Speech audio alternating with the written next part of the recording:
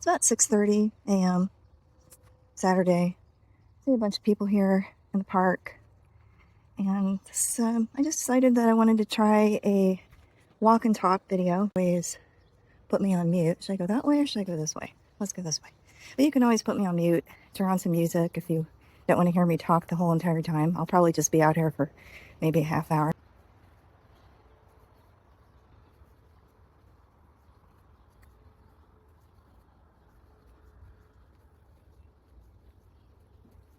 Oh, I'm recording, and I was going to do walk and talk. This is the first time that I've been on this trail, and the sun is starting to come up. Oh, look, it's just going to take me right here out on the street.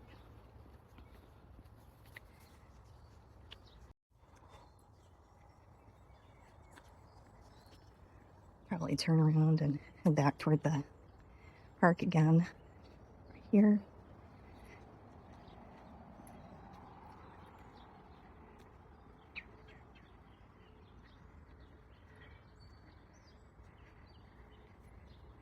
You can see the sun is going to be bright. The sun is starting to come out.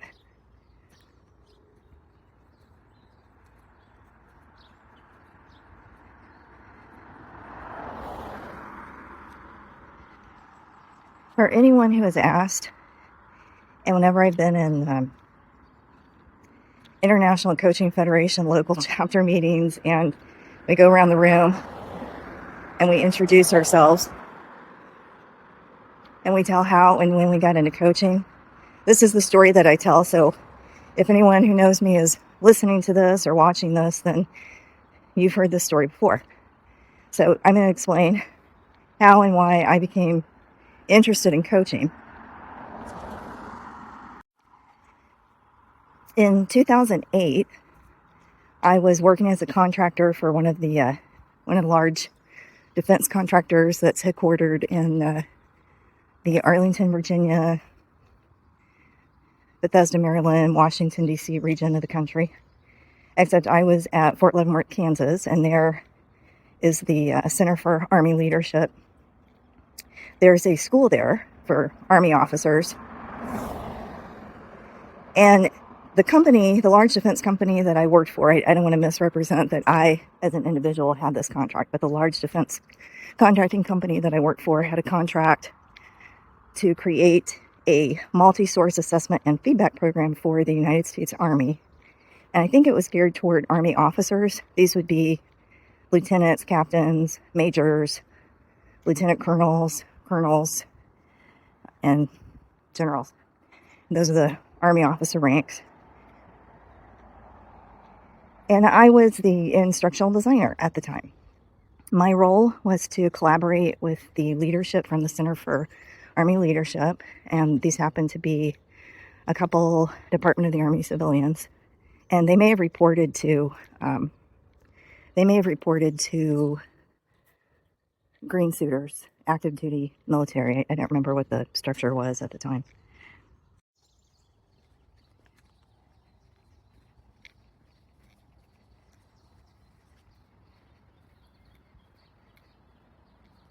Oh, there's a squirrel. See, I got distracted by the squirrel. I just think they're so cute. I love squirrels. Whenever I see a squirrel, I have to stop. And you know, my dog Sergio, he's 15 years old now, and he does not enjoy walking with me anymore. And I had a little stroller, a dog stroller for him that I would put him in and take him out with me. It's just a little hot right now because it's July. For me, it's cool, but I don't want to take any chances with him getting overheated. And whenever I take him outside,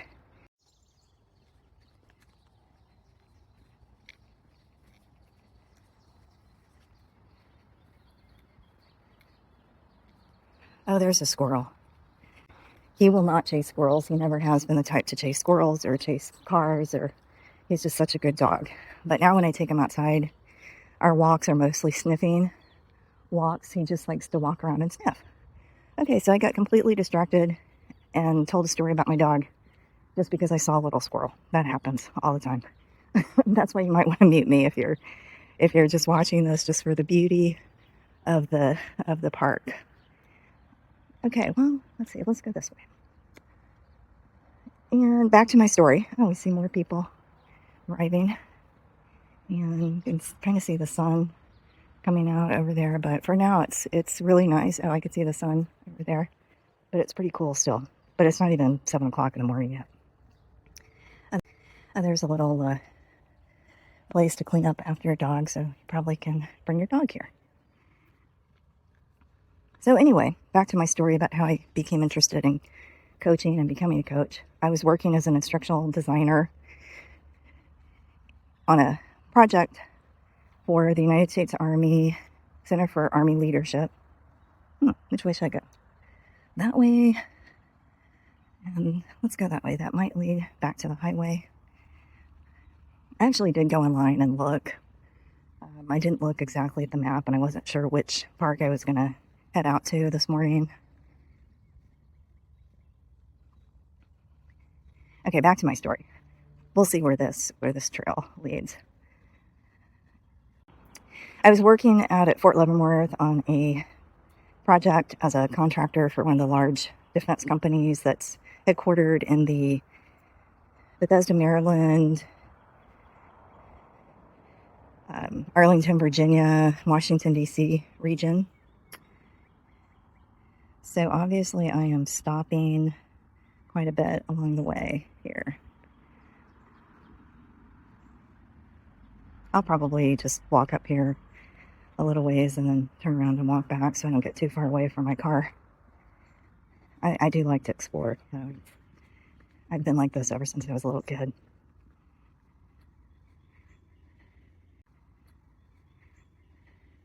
One thing I know for sure, compared to when I was in Florida, I am not afraid of an alligator. When I see water,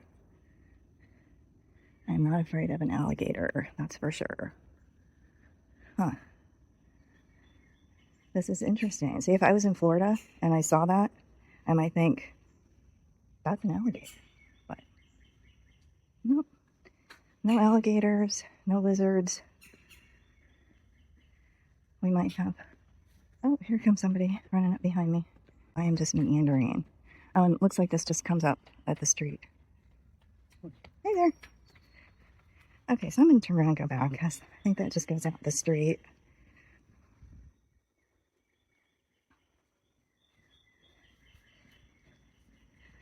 Okay. Just as an aside, some of you might be wondering, do I feel safe right now as a woman, walking around by myself? And I don't really discuss a lot of these topics. I'm going to blur out individuals that, I'm trying not to film different people, runners, joggers that I see. But, I feel pretty safe.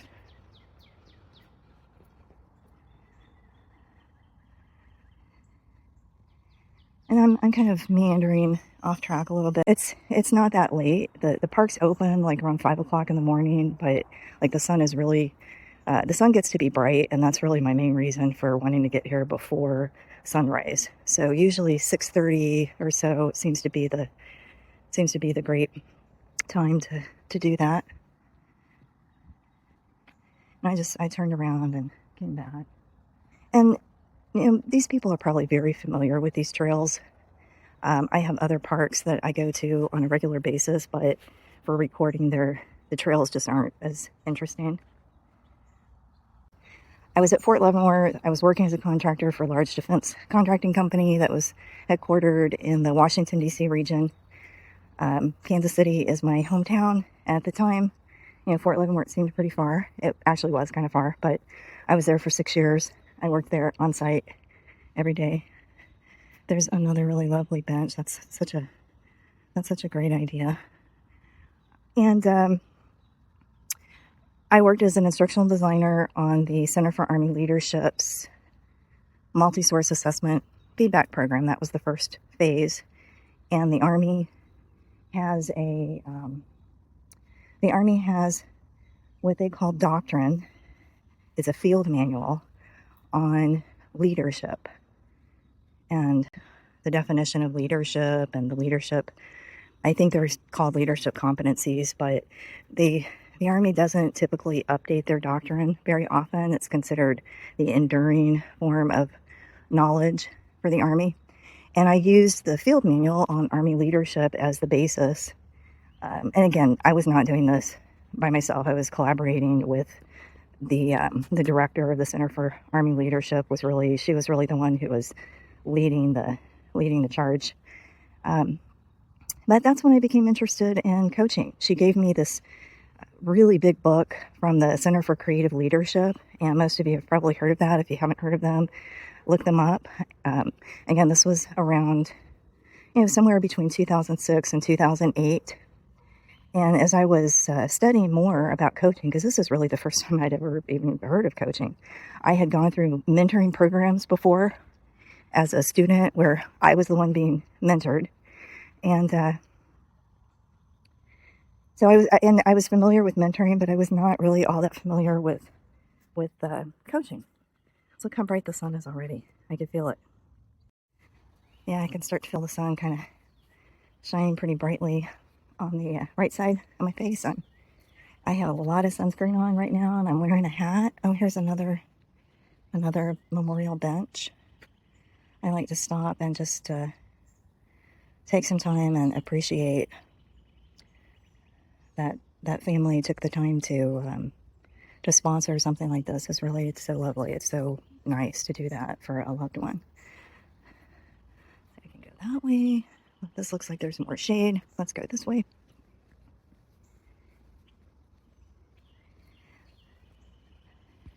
And back to my story about how I became a coach. So lucky for me, because I lived and still do live in a larger metropolitan area. I just love bridges like this. I just think they're so cool. And right now it's so quiet out here, and I could hear the birds chirping, and there's so much shade here.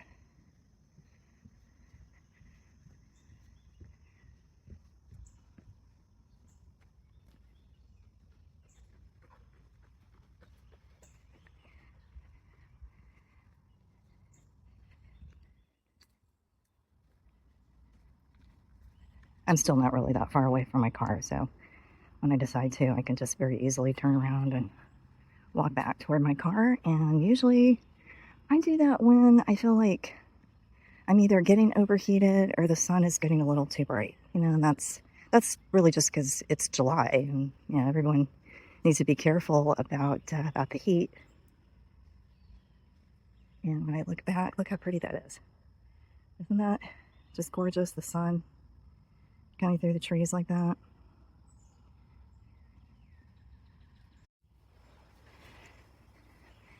I meandered a little from my story about how I became a coach. I was lucky enough that I lived in Kansas City, Missouri, and I found an International Coaching Federation chapter called the Heartland Coaches Association, and I joined. I met some people there, and I just expressed my interest in coaching. And I should also say at the same time, there were friends of mine who were a married couple in the Army, and I don't know how they were also discovering coaching and were becoming interested in coaching. And they had a wonderful coach out of Miami. And I don't know why at the time I didn't think of finding someone locally. Yeah, and at the time, people I knew weren't really talking about coaching and discussing coaching. So before I studied to be a coach, I actually worked with this really excellent coach who worked with small businesses out of Miami. And I'm still in contact with him today, but he was the first coach that I ever personally hired and worked with myself. And he was really an excellent coach.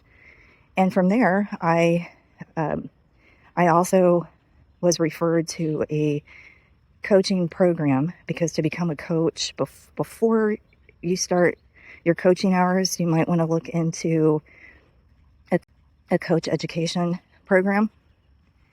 And that's what I did, because sometimes you cannot count your coaching hours toward your International Coaching Federation certificate or the professional credential until after you've completed your coach training from an approved or accredited coach training program. Here's something. I have no idea what that is. I know it's not an alligator. I know that. So I lived in Florida for for a little while. And even in Central Florida and Orlando, there are gators. I see some people running, and I don't want these people to think that I'm recording them. Because if I was just out running, I wouldn't want to be recorded either. So, shut this off real fast. So my journey was, I worked as an instructional designer on a multi-source assessment and feedback program as a contractor for the United States Army. I had conversations with friends of mine who were in the Army, and they were also interested in coaching, and they referred me to a coach, and so I worked with a coach. And then I went to the local International Coaching Federation chapter, the Heartland Coaches Association, and there I was referred, again, referral. I was referred to a coach education program, and I will most likely discuss that and talk about that in another walk and talk video. I'll save that for another day, because it was a really great program, and it was a really great experience, and I don't regret it at all. And I have a lot to say as an experienced coach and someone who has not really gotten into the field of coach education or educating other coaches or other people to be coaches. I have my reasons for that. Although next week, I will be taking the exam to become a mentor coach. I have my PCC, my professional coach credential. I would like to offer my services to other coaches and become a mentor coach. And when I usually do not do coach education, but I am interested in the mentor coaching. And I first took the knowledge assessment, and the International Coaching Federation does not use that anymore. It's outdated. So in order to earn the mentor coach designation, I not only have to have the experience and the PCC level credential. So my car is not in this lot, so I am going to turn around. I'm heading toward the sun. The coach credential, the ACC level, and that exam is a little bit different than the PCC level 1, which is the one that I am taking this coming week for the mentor coach credential.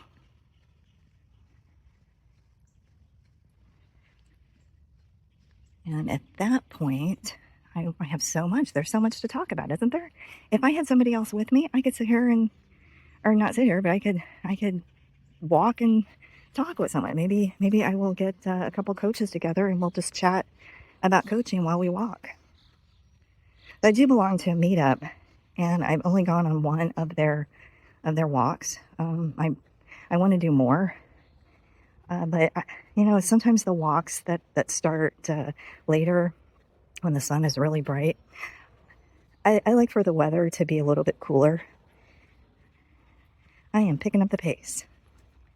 I'm picking up the pace because I already walked this trail, and so now that I'm walking back, I'm just not walking as slowly. But here's a soccer field, and there's the sun shining brightly through the trees. And I have my sunglasses on.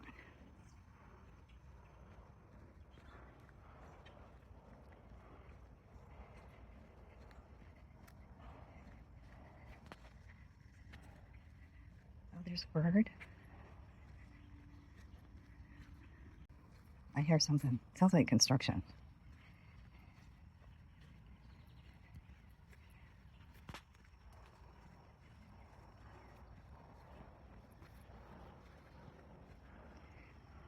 There's somebody else just jogged past me. I'm trying to be respectful of people who are walking, biking, and jogging. They probably don't want to be on camera, so when I see someone, I just turn my camera in the direction of the trees.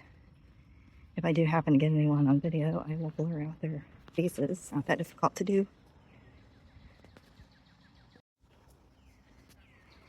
I am really picking up the pace now. I can hear people coming up behind me, and they're going pretty fast. They'll just fly right past me. Plenty of time.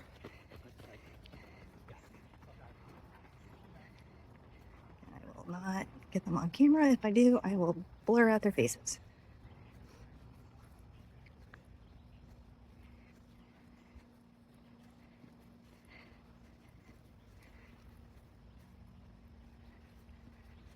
Just glanced over my shoulder.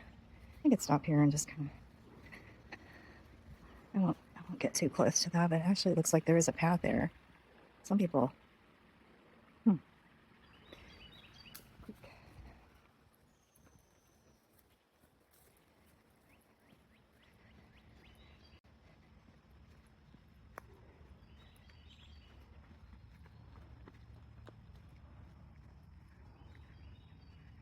That person probably, I saw that same person back underneath the bridge, and that guy probably made this loop already like 3 or 4 times. And I'm just walking back to my car. I can feel the sun. I like seeing in the shade of the trees.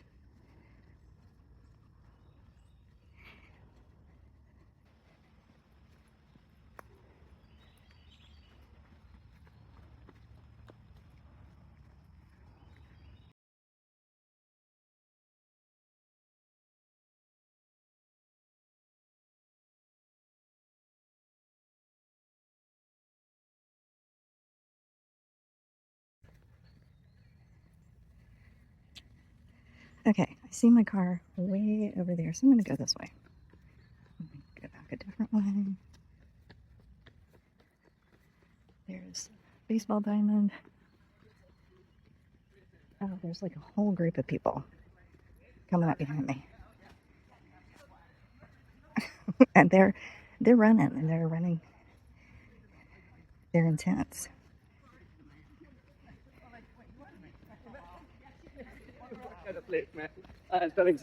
When you start working, morning. Morning. It makes you actually do what you need to do. I'm impressed. Yeah. I'm sure they're in much better shape than I am. Anyway, there's the sun coming out.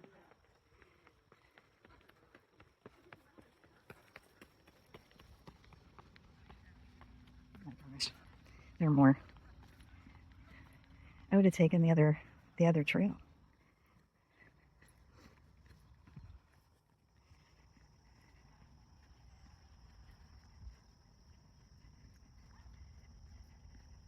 Like they move.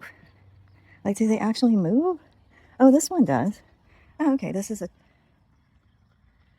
a chest press. Huh.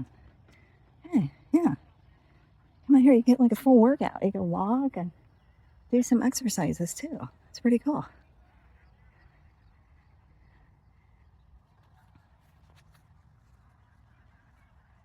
There I am meandering. Stopping again. Oh, those are pretty. Look at that. Okay. I'm going to turn this off and call it a day.